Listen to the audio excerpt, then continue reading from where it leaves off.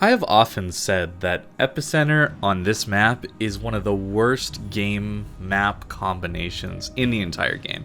And I stand by that. I think this is an awful experience because you just win or lose the game based on how well your destroyer manages to contest the middle cap. That is it. That is what wins or loses the game. And that's going to be no different in this video. So I am forced, because I'm the DD, to play in this middle cap. And we're against a CV. We're not against the hardest matchmaker, right? We're top tier as tier 9. We're not against tier 10s. But there's still a CV. There's still radar cruisers like an Alaska and a Donskoy with a 12-kilometer radar. And there's a couple other enemy destroyers. I do have an advantage in gunpowder, of course, against those DDs. But this video, we're going to look at what makes the ZF-6 a little bit special. Well, I try and explain how I would go about playing this this Epicenter game mode, because it's a very different playstyle. A lot of times on other maps and other game modes, as a destroyer player, you want to contest areas of the map. And what I mean by that is, on this map, for example, as a destroyer, I would want to be contesting the 1-2 line and the 9-10 line, making sure there's nobody flanking and giving my team vision of those flanks. As a destroyer player, you can help your team by just existing in an area of the map, right? So if I was existing in, let's say, E1, that square there near that little island on the 1 line, I would be letting my teammates know that, hey, there's not a destroyer here flanking you, spotting you, torping you, and that there's really no cruisers around here either, so there's not a lot of people here right now. Or maybe I spot a cruiser, or I spot a destroyer. That lets your team have more information and can potentially let them play better, make them make better decisions. But Epicenter, you can't do that. Especially if you're the DD that spawns middle. You need at least one destroyer contesting the mid cap. Ideally, you'd have multiple. In this game, there's only 2 of us, so it's probably okay that my other DD isn't helping me in the middle, but some of these matches can have 4 or 5 DDs in this game mode, and it gets really crazy in the middle cap. So it's... I just wish this game mode was a little bit more interesting, that it didn't just simply rely on controlling the mid cap. So that's what we're going to do. We're just literally going to patrol around the middle cap, and that's it. Now, to talk a little bit about what makes the ZF-6 special, it's torpedoes and gunpowder. It's this really good combination of having a reload boost on, well, 5 guns, and having French torps. So you don't get the longer range, maybe less damage dealing torps of the German line. You actually get shorter range, fast French torps that hit really, really hard. And on a German DD, that's kind of refreshing. You don't get a hydro, of course. That is one of the issues with the ZF-6 compared to the rest of the German line. But I really enjoy this ship. If you got this ship with your Dockyard, then I think you got a really good ship. This is probably one of the best Dockyard ships we've had. And I really, really do like playing it. I don't play it all that often just because I don't tend to play destroyers too much in this game. I'm more of a battleship player at heart, even though it can be frustrating playing that class every once in a while. But as a way to switch up games, kind of get a new experience, or just take a break from playing battleships and getting farmed out, playing a ZF-6 is really fun for me, because you can dev strike battleships with your torpedoes. You can outgun DDs with your reload booster. You have AA, you have a defensive fire, you have a smoke. This ship has so much utility, and I really, really enjoy playing it. It's not the fastest ship in the world, that's for sure, but I don't feel outgunned or outmaneuvered in many situations. I feel like I have a lot of control over my actions. Of course, the torpedo bug is still in the game, so those torps are heading straight for that island, even though I didn't aim there. I kind of forgot about that, and I think if I had aimed a little bit better, I might have had a torp on this Z-23. We do switch to AP when he's broadside. We're getting a fair number of overpens, so, you know, whether it was worth it to switch to AP or HE, it seems like it was barely worth it in that scenario. It's hard to know which one to really use. A lot of times AP can do more damage against broadside destroyers, especially when they're thicker, like the the Z-23 is, but in this scenario, we didn't quite get the full pens we were looking for. But that's okay. We out-traded him massively. He didn't even shoot at us for some reason, so we have a huge advantage now. We know where the Unicum is, so there's not a huge threat to us here, outside of the carrier spotting me and the enemy team all just ending up shooting me. So I do have to be careful, and that's why I'm constantly running around my half of the map. I'm never pushing too hard into the enemy side, and I'm just here to contest the middle cap. I'm here to spot for my team, which, I mean, I haven't been doing too much of. I don't have a ton of spotting damage. That's probably because there's a CV in this game. But playing this middle role is just so important. The interesting thing about this match in particular is I've done basically no damage. I've just been contesting the cap. That's pretty much it. And we're going to get a big game out of this with damage and kills. But it's all going to happen right at the end. And that is how Epicenter, especially on this map, but other maps tend to work too. It's this slow fight for point lead and control over the middle cap. And then at the end, everybody pushes in a mad rush to try and salvage the game. Usually, that's how it works. So we're down on ships. We're about to be really down on ships.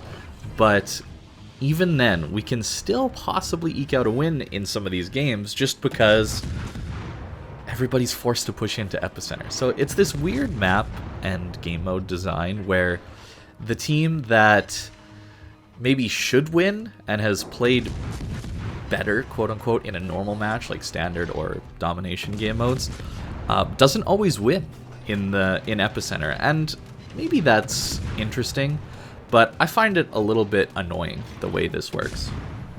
I think a lot of the time, the team that plays better throughout the match should be rewarded with the win. And there's an argument to be made that you do have to play differently for Epicenter, but it's just so different and so weird that, and most of the ships that are in this game don't really have the opportunity to really get the most or play well in an Epicenter game. It's such a weird game in map mode. I really don't like it when it does come up, especially when I'm in a battleship or a cruiser, because I feel like I have zero impact on the game. Even if I do a ton of damage as one of those ships, I feel like I don't have a ton of impact on the game unless I YOLO into the middle cap and try and kill a destroyer like this Pommern is deciding to do. But even then, you just feel like your only play is to YOLO in. That's the only way you can really impact the game. Otherwise, it's just this sniping from the back line like our Minnesota is doing, maybe our Ibuki is as well.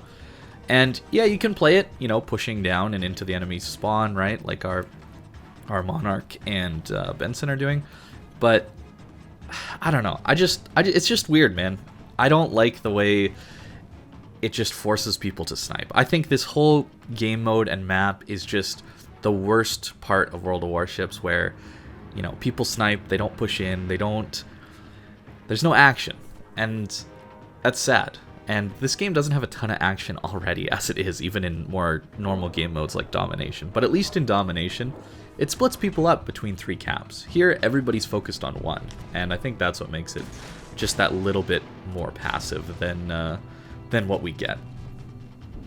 Something I really enjoy about the ZF-6 is its torpedo power. I did a video on this ship earlier on where I talked about playing this as a torpedo boat and possibly switching to a gunboat. I've tried the gunboat role, and it works quite well as a gunboat, the ZF-6. But for me, and the way I like to play this game, I really enjoy having a full torpedo build like this. My torpedoes are up all the time.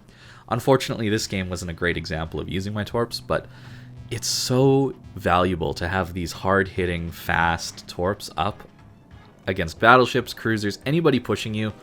It's amazing. And I really don't even miss out on that much DPM because of these reload boosts. And that's what reload boosts give you. They give you that burst DPM when you need it. So as a destroyer who wants to primarily contest caps, contest ground, maybe shoot some torps at some battleships, dev strike them, this reload booster really makes up for your lack of DPM normally. And that's where I tend to be okay with not running all of the reload upgrades on my main guns, because I can just click a button and get most of that reload anyway.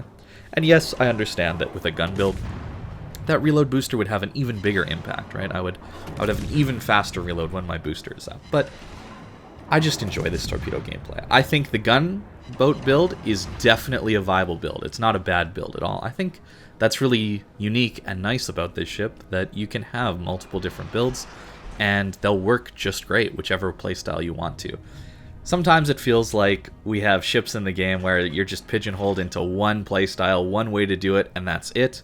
So for this ship to have both torpedo and gun builds that work really well, I think is really, really good, and I think that's good game design.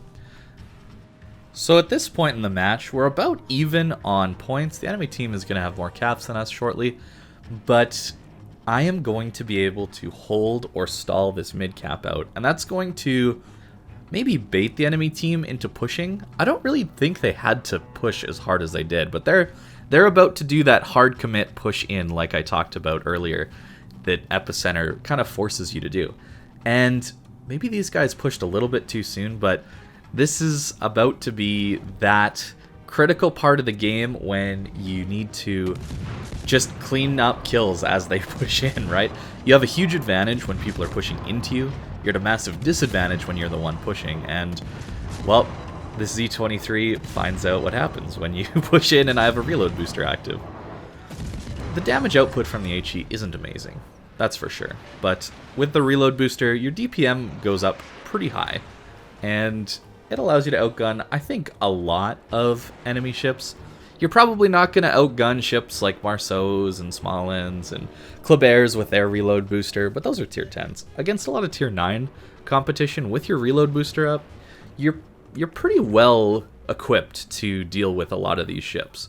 And that's always nice. I want to be in a ship where I at least have a fighting chance in a gunfight. Even if I'm a little bit disadvantaged, I feel like I'm able to more aggressively play the game when I at least have a fighting chance. Compared to, say, let's say I'm playing a Japanese destroyer like the Unicum at tier 9 or the Shimakaze at tier 10. I feel like I'm very, very outgunned in those ships, and it makes me play more passive, and I feel like I can't play the game and position myself in really productive, good ways, just because I know I would get outgunned instantly. So that's where having these hybrid destroyers are kind of my favorite, where I'm able to play some of the torpedo boat role of hard-hitting torps, but I'm also able to contest caps, contest ground, gunfight DDs, because knife fighting is actually a lot of fun in this game. I was talking about this game not having a ton of action. Well, gunboat destroyers, you know, if you can get a 1 versus 1 with 2 destroyers, it's a really, really fun time. Fast shooting guns, very maneuverable, sometimes torps you got to deal with. It's a really, really fun experience to be in one of those gunfights. And they're probably even more fun at lower tiers if you get like an American DD, like a Nicholas or something like that. That's a really fun ship to just run around in and fight against destroyers. And especially at those tiers, you don't have to deal with radar. But in this match, you notice we didn't really have to deal with radar anyway, even though there was a Donskoy and an Alaska in this game. And that's because there's just so much space on a lot of these higher tier maps, and this epicenter circle is so huge that those radars can't really get close enough to really affect me, as long as I play really conservatively on my side of the map, where I don't overcommit, overpush, that kind of thing. So we've sent Torps at the Soyuz, and he's not spotted, which is probably a good thing, so he's probably not expecting the Torps. He gets lit up, but I don't switch to him.